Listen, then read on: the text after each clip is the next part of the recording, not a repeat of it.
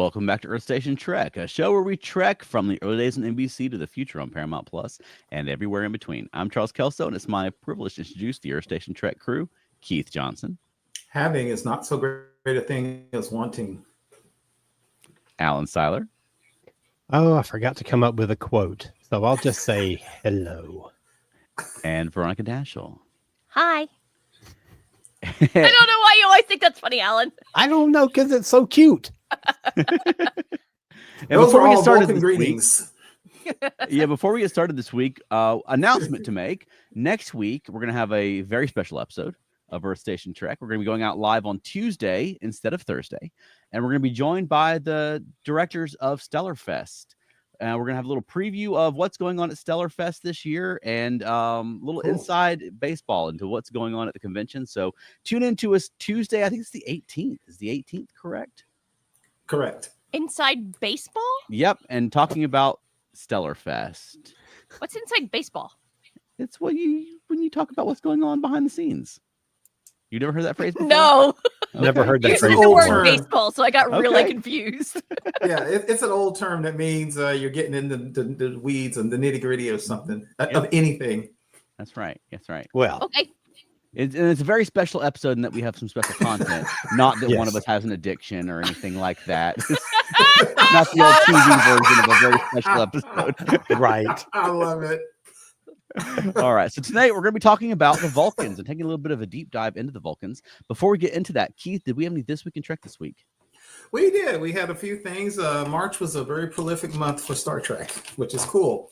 Let's jump back to the 9th of March, 1967. I'm bringing this one up because this is funny. I like this episode, but I don't know if I'm surprised how many people absolutely adore this episode. And that is the thing that looks like a walking pizza, to me, a school pizza, chased through the caves. And that is The Devil in the Dark with the Horta. Well, of course everyone likes it. It's one of the best episodes of Star Trek ever made. I like it. I don't love it. Really? Oh my God. Yeah, I don't. I know. Here we go. I like it. I really, really like it, but I wouldn't put it in my top 10. Wow, this is a very special episode. Yeah. Not a lot. One of us does have a problem. Yeah, but it is a really good episode. One of the things, because it's one reason I want to mention, because it is such an iconic episode, it is quintessential Star Trek, because not only do they have to understand someone else's motivations, but the Horta, kind of like the Gorn, it's completely alien. It doesn't just look alien. It's made of silicon. It's not even carbon based. And so you look at it and you kind of want to kill it. And you have to fight back against it. And then you find out that she, of course, is killing people because they're destroying her eggs. Very, very, very good episode. And also, I think most people may know, during filming, William Shatner's father died.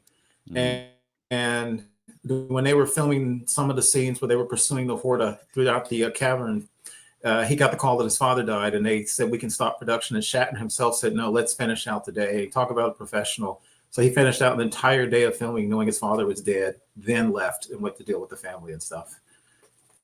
Yeah, and it's just a classic monster episode of Star Trek where you find out the monster isn't a monster after all, which is, I mean, it's classic Star Trek.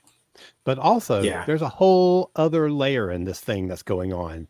And I could go on about this for a while, but instead, I wrote about it in one of my chapters in our new book. Oh. There's a really cool dynamic between Kirk and Spock in this episode. Very, very cool. Yeah. Absolutely. And as a matter of fact, when we talk about Vulcans, there's some, to your point, Alan, there's some stuff that Spock kind of does in the middle of this where he kind of flips it, where you go, oh, that's an interesting Vulcan response that he did. Let's move forward. On March 11th, 1964, this is one of the most iconic days in entertainment history. This is the day of the first draft of what was called Star Trek Is ... Typed out on two pieces of paper by Gene Roddenberry on March 11th, 1964. I think you guys are probably familiar with this, but really quickly, what he wrote this was, he says, it's going to be a science fiction show, an anthology-like range of exciting human. For example, and he proposed The Next Cage. The desperation of our series lead, caged and exhibition like an animal. This is Gene for you. Then offered a mate. So he kind of started out with Gene's thing. The day Charlie became God. The accidental occurrence of infinite power to do all things in the hands of a very finite man. Charlie X. The first one, of course, was the cage, and later on redone as a menagerie. I love this one. President Capone. I can't believe he was thinking about that all the way ahead of time. A parallel world, Chicago, 10 years after Al Capone won and imposed gangland statutes upon the nation. So some people, we know that Star Trek had all those parallel worlds and it was a cost savings, and that's true. But Gene was already thinking about that so-called parallel Earths before he even filmed the show. This is one that got me. To skin a Tyrannosaurus, a modern man reduced to a sling and a club in a world of 1 million BC. I don't know where that came from. The women. Duplicating a page from the Old West. Yeah, exactly. That's what I love. Duplicating a page from the Old West. Hanky Panky aboard the ship with a cargo of women destined for a far-off colony. This is Gene. And then the last one, which I think is really Gene in Star Trek, The Coming. Alien people in an alien society, but something disturbingly familiar about the quiet dignity of one who is being condemned to crucifixion. And again, what I love about that, 1964, this man is proposing writing a Christ analogy and crucifying an alien on network television. That's right. That's pretty cool. Yeah. That's Gene for you. Yeah. Wow. And then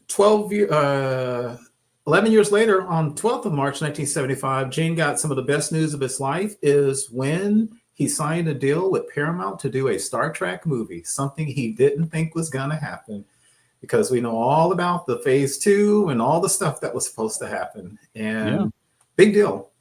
Really absolutely. Yeah. And that was, the fact that Star Trek came back is a big part of why we're here today talking about it, there's a lot of sci-fi shows that came and went, and very few of them, returned and have, kept going strong to this day. Right. And then the What If show that we did recently, one of the what ifs was, we just talked about what if Star Trek never went past the original 3-season original series, and that was it. What would have become of the legacy? Mm-hmm. Yeah. And then the last one, I like this one. The 14th of March, 1969 was the airing of All Our Yesterdays. Again, I mentioned this because it's very relevant, because it's about Spock and McCoy going back in time, Spock getting emotions and stuff. It's also a very interesting show because it's the penultimate episode of the series, and most fans think that should have been the series ender if they had to, rather than what we got, which is Turnabout Intruder with Janice Lester. Yeah, the original series seasons tended to go one episode too far. Yes. Right. And that's this week in Star Trek history. Awesome. Well, this week, before we get into the topic, did you want to grab any comments, Alan? Well, yeah, we got a couple, because we have Matt and Wayne who both say hi. But Matt has a very important comment about our discussion of Devil in the Dark. He says, y'all best give Keith as much hell about Devil in the Dark as y'all gave me about Taste of Armageddon. Fair point. We're going to have an intervention here tonight. Matt, dare I say I don't love The Inner Light? I don't know if that's going to get me either. Oh, I think it's boring. Yeah. Oh, thank you. It's not just me. I think The Inner Light is a work of art, but it's not one that I would choose to watch. Whereas The Devil in the Dark, I think you can put on any time, any day. This is true. Yeah. This is true. Agreed. All right. So this week we're going to be taking a deep dive into the Vulcans. And Keith, you suggested this topic. Did you want to cue it up? Yeah, I was actually just thinking about Spock. And something that's bothered me, or always got me since as a kid, is Spock has always been said he's half human. And people always say, and he always said, it was his human half that was basically his downfall. Whenever he had whenever he had emotions, he'd always say, it's my human half coming out. When he felt friendship for Kirk, it was his human half. If he can't look at a Medusan or resist those crazy brain creatures on that planet, it was the human half that was weak. And what always got me thinking about that was weird is we know that they always blamed his human half. Even his father blamed his human half. But we also know that Vulcans are arguably the single most uncontrollably passionate race in the Federation, at least among the leadership of the Federation. If you take away their logic and their discipline, they're deadly. I mean, there's an episode of Enterprise where Archer just insults a guy who is not practicing logic, and he almost kills him. And in This Side of Paradise, Kirk calls Spock an elf. You know, what is it? It tells him he needs to sit right next to the dog-faced boy, and he tries to kill him. Mm-hmm. And we see what happened in All Our Yesterdays. So it just started me thinking, are Vulcans truly superior to us? Because if you look at the other races, the Klingons, the Romulans, the humans, the Andorians, the Tellarites, they're all passionate races, but none of them took themselves to the level of near self-destruction that the Vulcans did, not even humans. And that just kind of made me start thinking, what are Vulcans, I hate to say it, are they as good as they say they are? Because they're incredibly arrogant, but they actually have to keep part of themselves pinned down. So are they more intelligent than us? Are they better than us? What makes a Vulcan a Vulcan? I don't know about more intelligent, but I think because they got to the brink of destruction, they had to rein in, because I don't think Vulcans are more passionate than humans. You don't? No. I think that they have learned. I think they've learned what their passions can do, and they got so far off field that they did a complete 180, and I think overdid it. But I don't think they're any more passionate than humans are or can be. Yeah, I don't know. I think that, I mean, the story we've been given about the Vulcans is they sort of had to rein in their passions so they wouldn't destroy themselves. But at the same time, then you see the Romulans, who seem to have mellowed out, and they have a functional, interstellar empire, and they're not destroying themselves because of their passions. And sort of what we're led to believe is really the only difference between the Romulans and the Vulcans is that the Romulans left and sought their passions out among the stars, whereas the Vulcans felt the need to sort of embrace this uber control over themselves and to limit themselves. And I don't know, I mean, I guess that's something that we see in Discovery, is that you have the Romulans and Vulcans coming back together, and you have sort of an integrated society between them. I'd like to see more of that, but I wonder was it even necessary for the Vulcans to do that if we saw that the Romulans seemed to have figured it out? Yeah. That's that's an interesting point with the Romulans, because I've always just assumed the Vulcans are more aggressive than we are. And I'm not saying you're wrong, Veronica, but I was thinking about, again, All Our Yesterdays, when McCoy just hurls a couple of insults at Spock, and next thing you know, he's got him up against the wall, and he's about to choke him to death. He's like, I don't like that. I don't think I ever have. Now you could say maybe he's been getting on his nerves for a few years, but there are humans who will kill you just if you look at them wrong. But it seems like Vulcans tend to want to do that a lot more than humans do. I tend to think. And again, it's changed. I'm sorry to interject. Do you think that's a product of the control the rest of the time, that when they do lose it, it's sort of over the top? If they were living sort of at a baseline like humans are, do you think they'd be better able to regulate that? I always thought no, but that's actually I wanted to talk about this, because that's a very good point. Because now that you think about it, in a mock time, Spock says about they still go mad at this time during the Kunith Khalifi, the Ponfar, and he said perhaps it's the price they pay for being logical the rest of the time. Right. Yeah, I mean, I kind of feel like this does not answer your question at all, either of you. But I kind of feel like the Vulcans, like the whole purpose of the Vulcans on the original series was that, what is it to be human is sort of like the core question of Star Trek, right? And this whole thing about how we're on this journey to getting better, to improving, to becoming a more perfected race. And I kind of feel like the Vulcan was what Gene was setting up as the example. Like, this is where we're moving to. This is what we can become.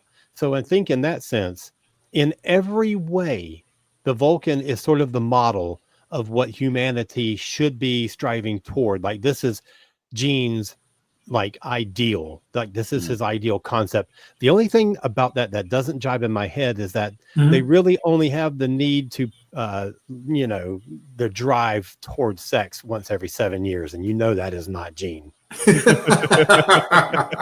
But maybe he saw that as a weakness for him, and that's one of the things that he did build into the Vulcans. Like, I will, if I were a more perfect human, I wouldn't have these base desires. I don't know. Fascinating thought. And I said this like a week or 2 or 3 ago, but maybe it's more relevant here. That I would love to see a story where a Vulcan from like the pre-Surak time, was frozen or arrived in the future, and it'd be like, if you or I could go 1,000 years in the future and you find out there's no more war, we've perfected our society, everyone's at peace, so we have perfect equality, but the trade-off is that you can't smile at your kids, you can't love your mother, you can't, and would that be worth it? You know what I mean? And I wonder if the Vulcans have gone, I mean, are they an ideal or are they a cautionary tale? Because I mean, it seems like a huge trade-off. If you can't tell the people you love that you love them, even your own mother or your own children, like, is that worth the price of saving your society from, war and disease and corruption and things like that? That's such a good point, because it makes you think of the relationship between Sarek and Amanda and Perrin. We saw him with 2 different wives, and how do you live with a Vulcan? When you are a human woman, how does that relationship work when you are used to expressing emotion, when you're used to expressing love, and you don't get that in return? Now, I forget which one of the 2 it is said something like she knows that he loves her, but he doesn't show it in the same way that, I don't know, maybe I'm making that up, but how long did it take that person to learn this is what this means? Right. I just think that's, it's such a, cold way to live. Yeah, Alan, you're right. It was when Sarek came aboard the Enterprise for his final major diplomatic mission, and Picard had mind melded with him. Yeah. He told Perrin at the end, he said he loves you, deeply. And she said, she knew that. That's right. Yeah. I remember. Thank you. And that's a poignant episode. That's a tear-jerking moment, because at the end, when they beamed out, he actually reached his hand over to hold his wife's hand. Why? Because he had their equivalent of what we would call dementia, and his emotional control was slipping, and he could show emotions. Well, yeah, I think it is that, but I also think it's because of that shared link that he had with Picard. I think that just like Picard understood Sarek so much better after that, I think that Sarek understood what it means to be human in a different way. Yeah. So I don't know. I don't think it's just the dementia. I think it's more the Picard link. I'm going to come back to that thought, because it's a very good thought. Charles said something I thought was interesting, because Alan, you were talking about the Vulcans and Roddenberry. I always thought the Vulcans were cautionary tale, not the like. I always thought that they were the cautionary tale, as in, this is what happens if we go too far to suppress the other side of ourselves. That's so interesting. Yeah. And having said that, though, I do think that Spock is sort of presented as an ideal, that he's the hero who's better than us and smarter than us and more in control than we are, sort of like a Zen master, in a science fiction setting. But I mean, talking about Sarek and his wives, I mean, even Sarek and Amanda had that thing where they would touch their fingers together. Yeah. Just like this little intimacy between themselves that, I mean, I never felt like watching Amanda that she felt like she was lacking or anything like that. I feel like she was very content in the relationship that she had. I mean, more so in that I think more frustrated with raising Spock than I think in the relationship with Sarek, from what you could see. Sure.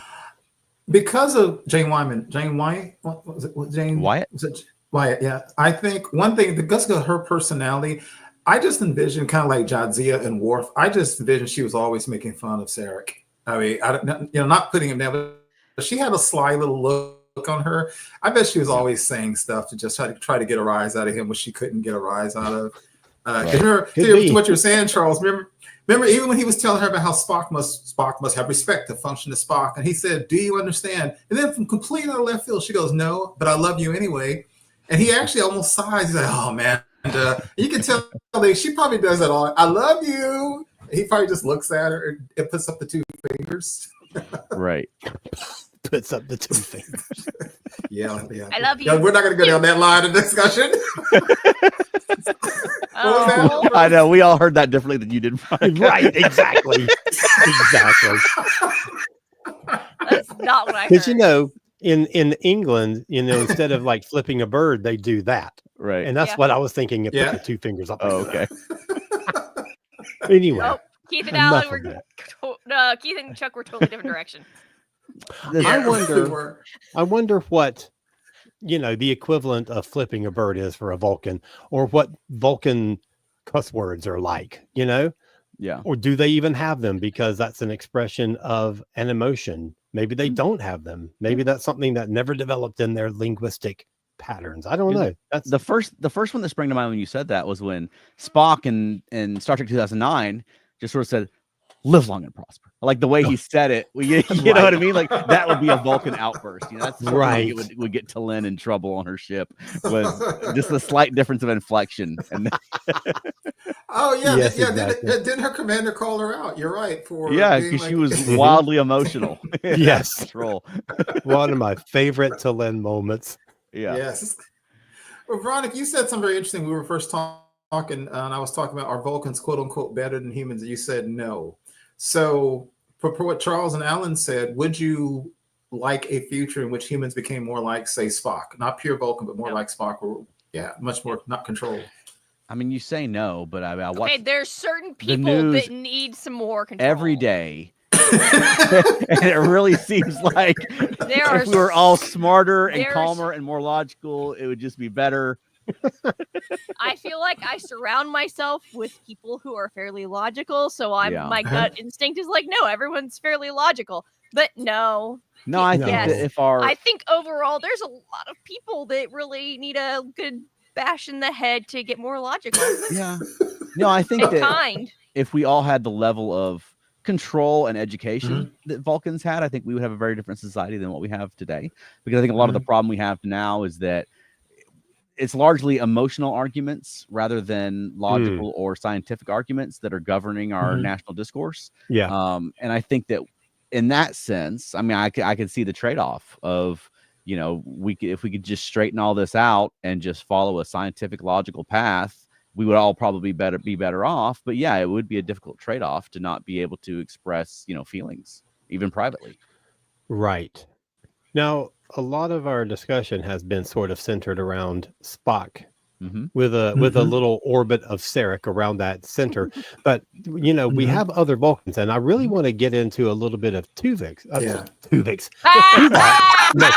There goes the episode. I do not want to get into Thhis. No, Tuvok, because for a couple of reasons. One, I think that I've always loved Tim Russ's portrayal of Tuvok, but also we sat with him a lot longer. We had 3 seasons of Spock. We had 7 seasons of Tuvok. And I think that there are so many more layers that we see in Tuvok. And I would like, oh dear, Matt says, no Tuvix. Yeah, agreed. Janeway said that too. Yes, she did. So what are some examples that you think of when you think more about Tuvok, and some of the things that we saw in him that might not fit a traditional Vulcan mold, the way that we think of it? And I want to get into Paul also, but for now, Tuvok. The thing that jumps out to me first about Tuvok is that he just seems a lot more settled and less conflicted than Spock does. Sort of Spock's whole thing was being conflicted about being a Vulcan or being part human or where he fits into the universe, where Tuvok just seems steady. Tuvok is just Tuvok, and he's happy to be himself. And unless it was like a Pon farr episode or something weird going on, right? He seemed pretty satisfied to be himself. And I mean, he had a nice little interplay with Neelix, where they had sort of a love you, hate you relationship. But I mean, Tuvok to me never really seems like he's conflicted about who he is. He's just Tuvok. Yeah, agreed. Yeah, and of course we do find out in Voyager that even he, when he was younger, had a huge problem with controlling his logic. Remember, he basically had to go back for a refresher on logic, because I think part of it was he was in love with a girl. He had fallen in love with a girl, and he couldn't control his emotions. That'll do it every time. Thank you. Right? Yeah. And he had to. What's that? Not recommended. Yeah, and even he had to. And it kind of goes back to logic is such a weird thing, because it's not natural to them, and they're imposing it on themselves. And I don't want to jump off of Tuvok real quick, but Alan, you mentioned to Paul, but one time in the episode when they met the group of Vulcans in Enterprise who were trying to give up logic, and later on, Archer, this is when Archer was still getting to really know T'Pol, and they didn't trust each other at first. After he experienced all that, he went to her quarters and she was meditating. And I'll never forget, he says, "You do this every single day." And she said, "Yes." And Archer goes, "I finally understand," after what he saw. And so to what you're saying about Tuvok had almost a breakdown emotionally, and he finally got his control back. He was a young man when that happened. And I agree with you. He's very settled. He's very subtle in how he acts. He is 100 years old on Voyager. He has a family. He's got children and a wife that he left behind, but he just maintains. And I've actually heard a lot of fans say he's their favorite Vulcan portrayal in all of Star Trek. Oh, I love him. I love him. I think that he probably is my favorite too. Wow. So do you think he's more settled just because he's older than Spock was? Spock was, around 37 when he was on the original series, or do you think the fact that he's purely Vulcan makes any difference? I think both things are factors. I think definitely the purely Vulcan thing, there's possibly less tumultuous, nature within him. Yeah. But certainly the more age you put on you, the more you understand yourself, the more you understand your role in the world.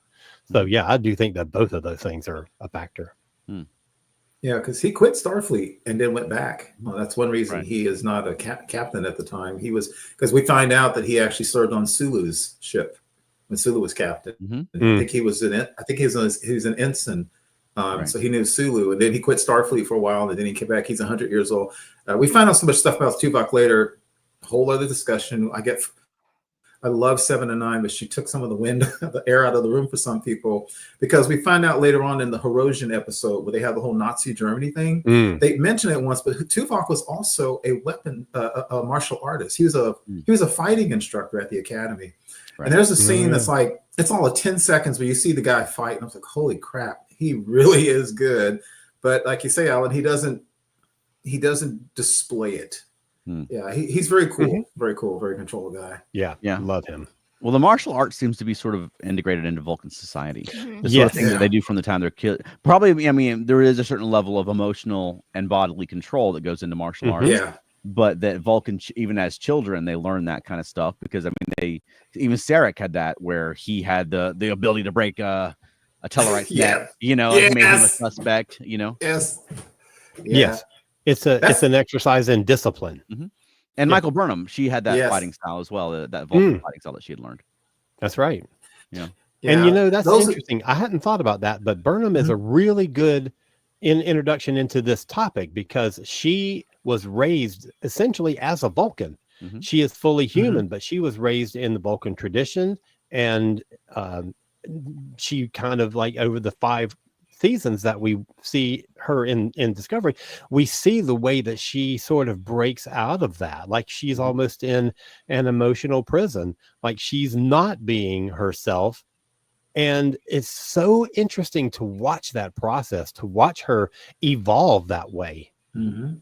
Yeah, because she was very controlled even from the beginning of Discovery, but when they have the flashbacks to when she was like fresh off of Vulcan coming to the Shinjo, I mean, she was very much like in the Vulcan manner. Even, I mean, she'd loosened up a little bit by the time the show had started. But yeah, you're absolutely right. Like, I mean, she literally lets her hair down over the course of the seasons.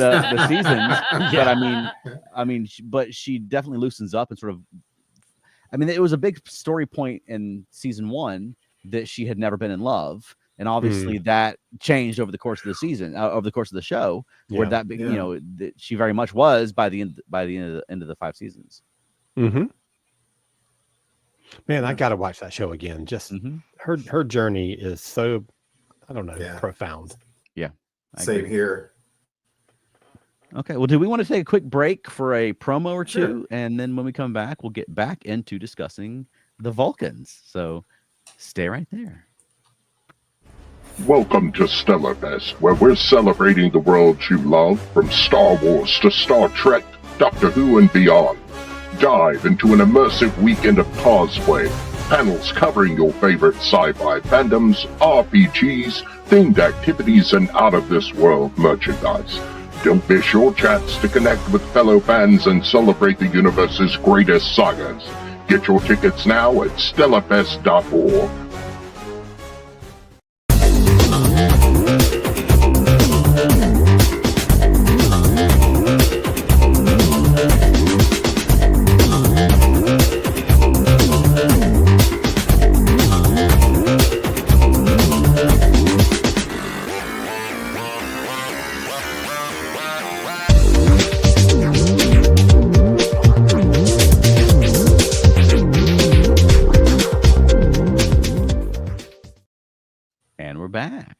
Hey, we're back. And Keith, when you suggested this topic, the first thing that came to my mind was we had two really strong Vulcan characters recently, T'Lyn and T'Rina, who they're both, I think, great examples of Vulcans, but they're both very different characters.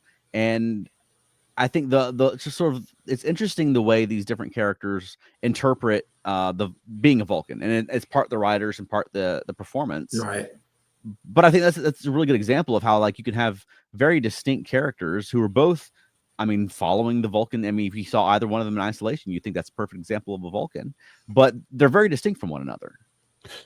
I just want to jump in real quick and say, I think it's a product of the writing and a product of the performance, but I also think it's a product of the different time frames that these two characters live in. Okay. You know, T'Rina's, her environment is so much different, not only because she's so far in the future and, you know, everything has changed, but also her society has changed because you have that reintegration of Romulans and Vulcans. And that really does change the way that she probably thinks about what Vulcan is, you know? So I think that they're in very different situations. And I think that that is a factor too. And what they're both amazing characters. And I really enjoyed watching both of them. But I think that, you know, even though there's a lot of similarities, I think that one might have a different mindset than the other. Yeah. So do you think T'Rina is a descendant of T'Lyn? I mean, maybe, but most Vulcan women have the T apostrophe at the beginning of the name. know. I thought it was funny. Oh, I didn't know that. You I did the whole smile like, that connection. Oh, yeah. Well, I mean, part of it too may just be that T'Rina is, I mean, at least in appearance, much older than T'Lyn.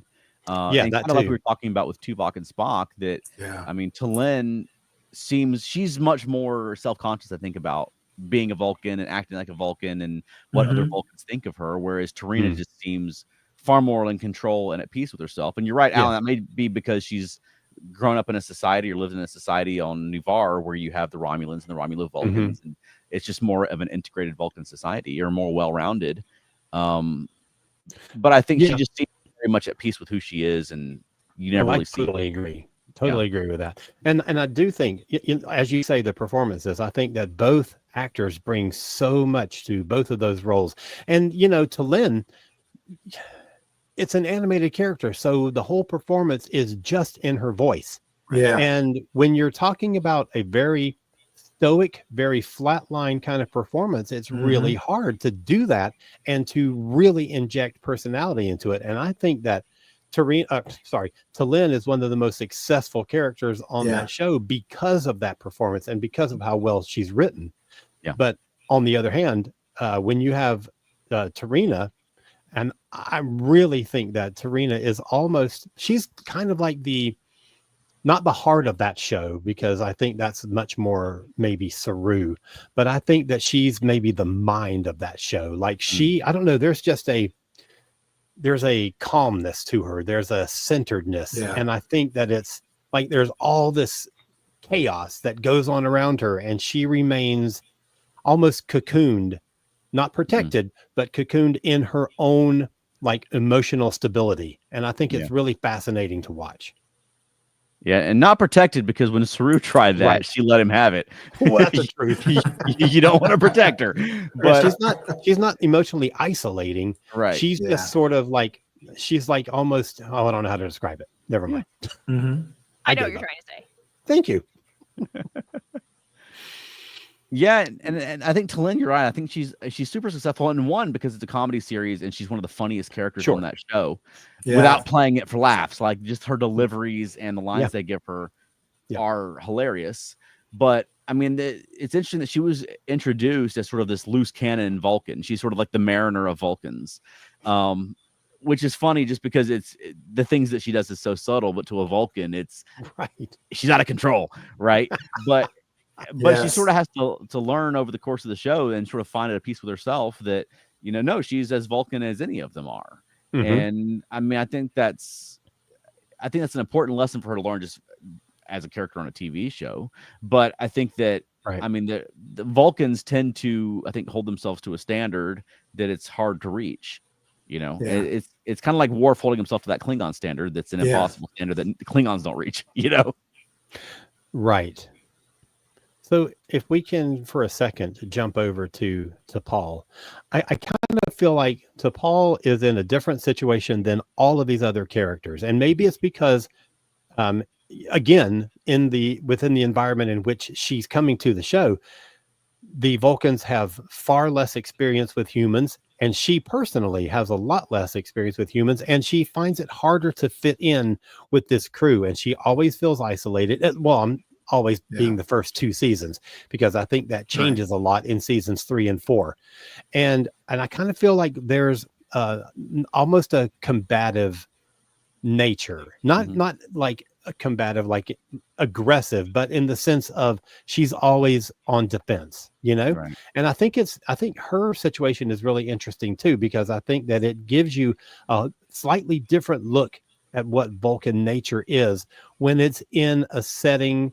Like, you always are wanting to be very centered, but it's harder to do that in a setting where you're always at odds or always uncomfortable. And I don't think Spock really had that. Part of that is because he's half human. So the war was within himself. But I think that made it easier for him to relate to his human crew members, whereas I think that T'Pol did not have that. And I think that makes her a more isolated character in a sense. Yeah, that's true. So. Yeah. They also were, they still didn't trust the Vulcans because this was 90 years after warp drive was discovered on Earth, and they were still ticked at the Vulcans for holding them back.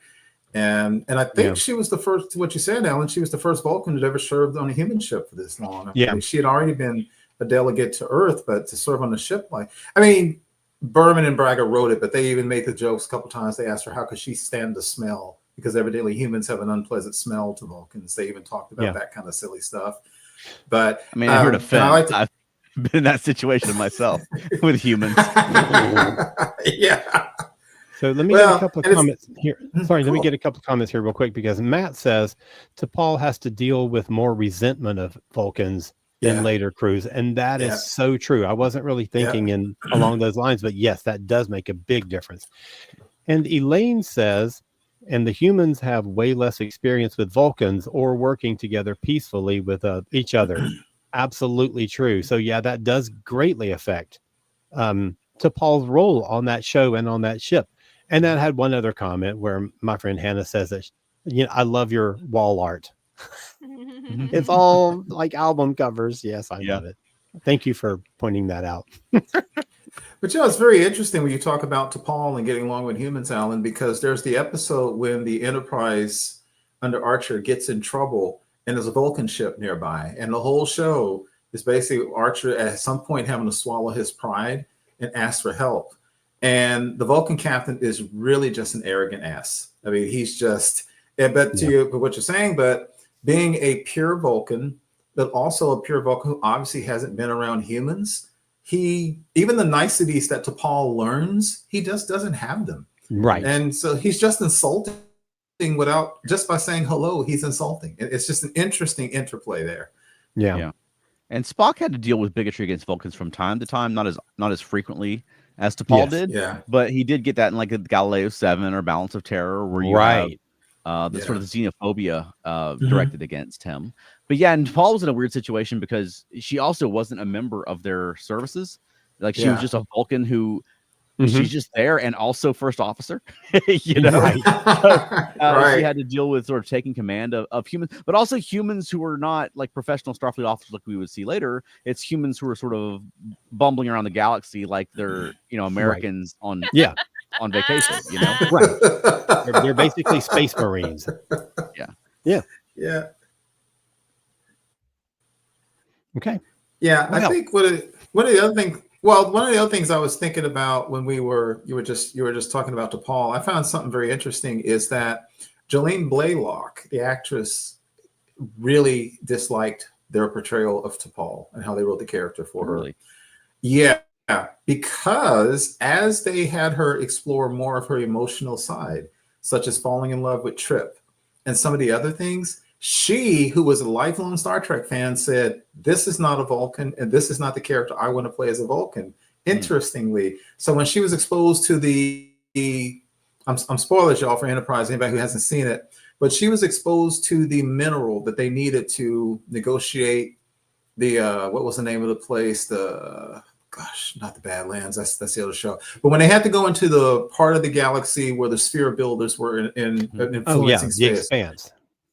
Yes, exactly. And it would literally warp a ship physically and people. And there was a mineral they could use to protect the ship, but the mineral turns out to break down Vulcan's self-control. Y'all remember the Halloween episode that was basically the zombie episode with the Vulcans? Yeah. That affected her. And after that, her emotional control slipped a little bit, which allowed her to basically fall in love with Trip and all that. Jolene Blaylock hated everything about that. And she talks when she talks, and she almost never talks. When she talks about it, she still says, I don't like it, because she wanted a Vulcan more, Alan, she wanted a Vulcan more like Tuvok. She didn't want the Vulcan that they wrote for her. And I always found that fascinating.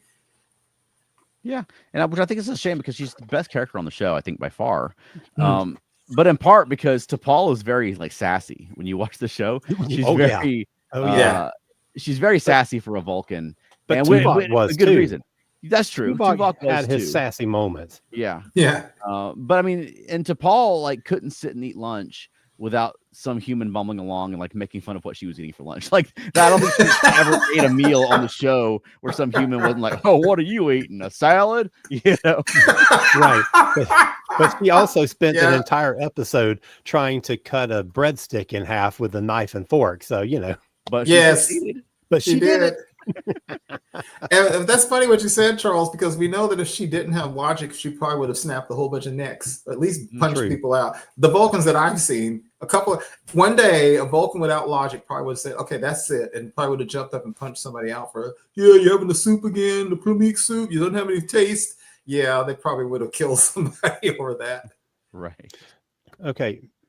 Oops, hang on. Matt's got 2 comments now. Now he says, T'Pol had to play the role of babysitter, especially early on in Enterprise's mission. Yeah. And he now says, I love the hell T'Pol gave Trip about getting pregnant.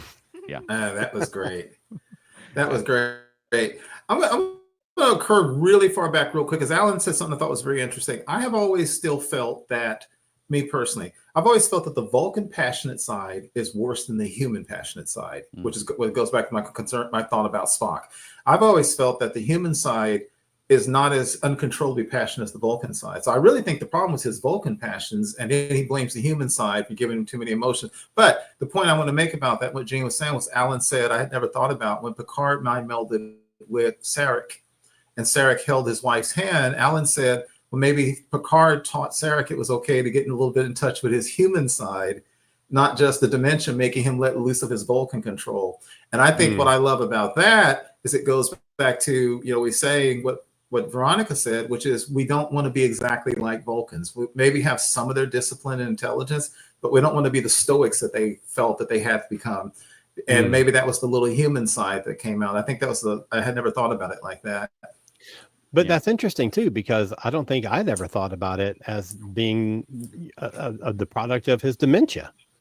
So we both saw it in 2 very different ways, but I've never thought about it the other way. So I think that's super. Now, having seen my father go through dementia and pass away this past year, maybe if I go back and watch that episode now, it's going to hit me a lot differently than it ever has before. You know? Yeah. Definitely. And anyway, the thing about Spock, they always sort of phrased it on the show as if it's his human blood, as if it's the biology of being half human. And I like the twist they gave that. I think the first time I remember it is from Star Trek 2009, when he said that Spock's weakness was his human mother. The fact that he had, a human influencing him and raising him his entire life, I think would have a bigger impact than necessarily the biology was. Unless there's some like biological configuration of the Vulcan brain that makes the logic different. You know what I mean? But I think that just the influence that having a human mother would have on him would be a bigger impact than necessarily the biology would be. And that goes back to the nature versus nurture. Sure. See, absolutely. But the different composition of the blood might have had a difference, because in our case, blood carries oxygen to the brain. Sure. Maybe Vulcan blood carries something else to the brain, and he only got half of it because of I don't know. It could be something biological too. But yes, I think that that Veronica's point about the nurture is super important. And I always wonder how child raising went in that family, because you have two very different people with two very different backgrounds and beliefs coming to the raising of a child. I would love to see an exploration of that.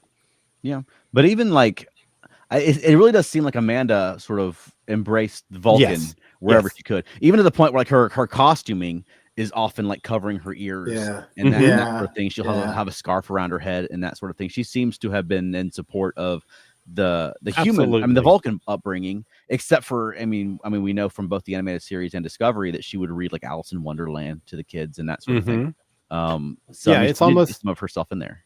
Yeah, it's almost like, when someone takes a vow to convert to Judaism or Catholicism, if they're marrying their partner, they join that family into that tradition, only this is a bit more extreme. Right. Yeah. You were talking about Veronica, Gus, you were saying earlier, I had never really thought about it, I should have, about how the Romulans are Vulcans. I guess, depending on what the history is, 5,000 years removed. I don't know how many years they split away. But they didn't go that route. But if I still hold to my belief that, well, not the belief, the fact they say Vulcans are almost uncontrollably passionate, did the Romulans control themselves by channeling their passions into empire building? Is that why they didn't destroy themselves? They turned it outward instead of inwards? That's a good point, Keith. And the Romulans, I mean, they also seem to embrace like secrecy and paranoia and honor.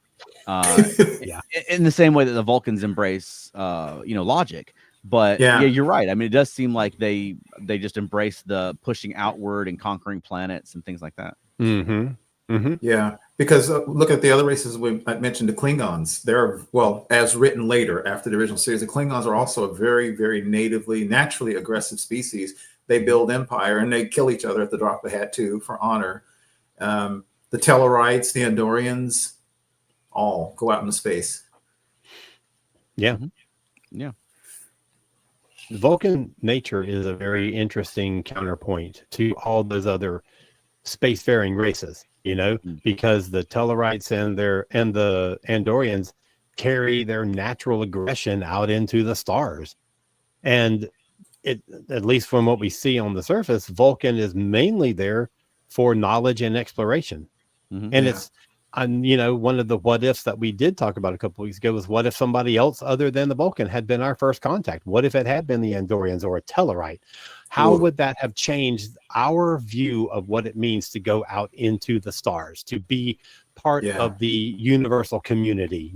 It would have changed everything. I don't know. I would love to see an exploration of that too.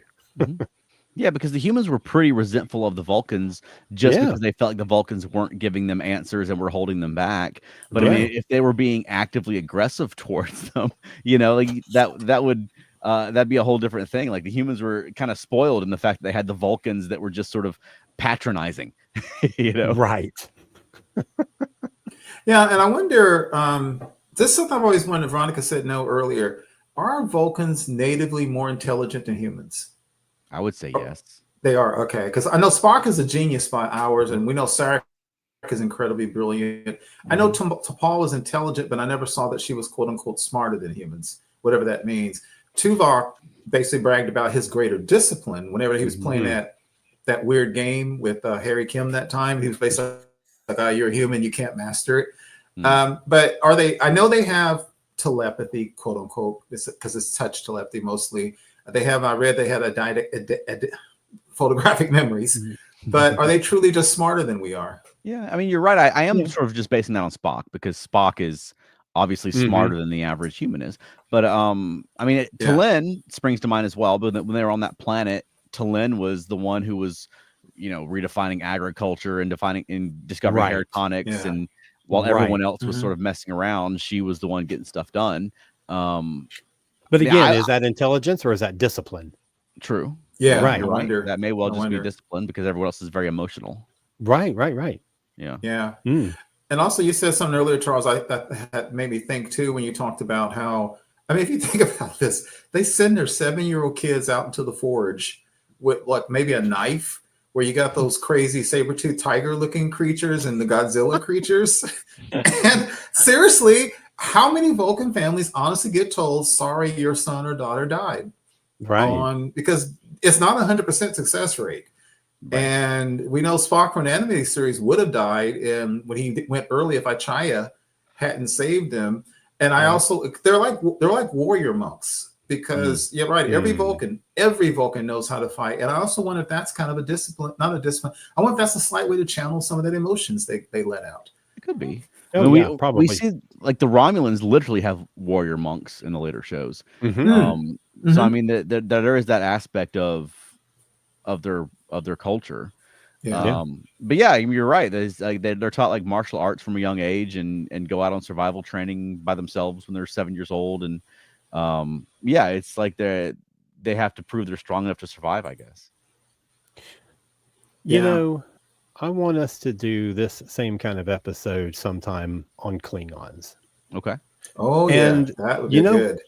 What this makes me think of is the reason I love Star Trek so much is because we understand these characters and the races that they come from so well, because they are so well developed, they are so well written. There's a depth to, when you talk about Klingon society and culture, there's a real depth to that. There is an actual concrete understanding of what that means, and I think that is the strength of Star Trek, I think. I mean, yes, it's about humanity. It's about who we are going out into the universe. It's about what does it mean to be human. But as much as it is explored, you also get the what does it mean to be Klingon question and Vulcan and Romulan, because all these races are so well developed. Yeah, that's true. And one thing I was thinking about with the Vulcans, back to what you were just saying, Alan, about the Klingons on the surface, at least the later Klingons, they're all about honor. And one of the things we find out so much in the series is that honor is what you claim it is. And Worf is probably more purely true to what they call Klingon honor. He's maybe more naive to it. And one of the things I always thought about the Vulcans, I've found very interesting. I absolutely, especially watching Enterprise, I could absolutely see why so many races hate the Vulcans. I mean, that's just truth. Because they're arrogant, they're kind of hypocritical. If you go to the lighter side, I just listened to another podcast reviewing Take Me Out to the Holodeck. Holosuite. And that whole thing was basically Sisko had a Vulcan rival that he's known for years, and the guy was basically a jerk. But he's Vulcan, so he could kind of hide it behind logic, but he's a jerk. He lives to put Sisko down. And the whole thing, this whole game, you find out the guy's been playing. This captain, this Vulcan, this logical Vulcan, has been forcing his whole crew to play baseball for weeks, months, so he can come to Deep Space Nine and beat Sisko and make fun of him. Now, that's about as emotional as any petty human could ever be. But he can hide behind the facade of logic. And I remember one time I think it was one time in Voyager, when one of the few times Chakotay got to shine. He was actually talking to Tuvok, and he even said this things like, "You guys you can use logic for anything." Like the fact, he's like, you just throw logic in front of it. And Klingons were told the same thing. You throw honor in front of it, you can do whatever you want. Vulcans, you throw logic in front of it, and they can act just as bad as humans and say, "Well, it was logical." And that's exactly what I was thinking of when you said about Klingons, that you can use honor to mean anything. And Janeway at one point told Tuvok, you can use logic to justify almost anything. That's its power and its flaw. Look at Mirror Spock. He literally was saying it's logical to hang with the Empire because the Empire is what it is and it's profitable. And there was no quote unquote morality with it. And then when Kirk calls him on it, he said it was the logic of history that the Empire would fall in about 2 centuries. And Kirk's like, well, what kind of logic is that? But no, he said, well, it was what they were going to go on the whole, because he said Terra must be maintained, something like that. And it was almost like he was saying, nothing personal. This is business, not personal. That's a Vulcan for you. Well, sorry to cross the streams, but to quote the Second Doctor, logic allows one to be wrong with authority.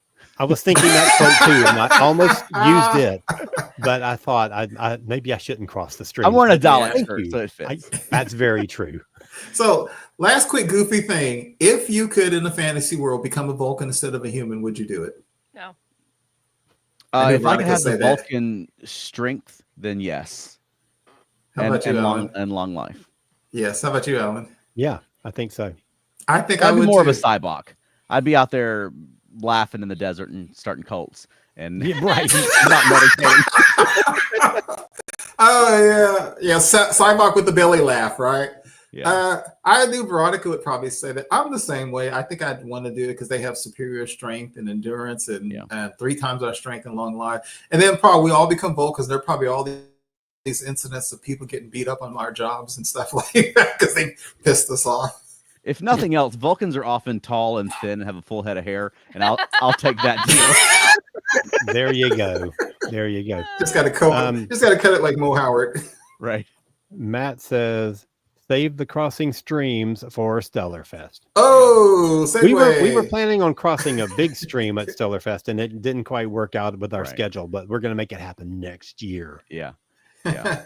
Well, and speaking of which, I mean, if you missed the beginning of the show, we're going to be doing a very special episode next week. We're going to be going live on Tuesday evening instead of Thursday. That's Tuesday the 18th, and we're going to be joined by the directors of Stellarfest.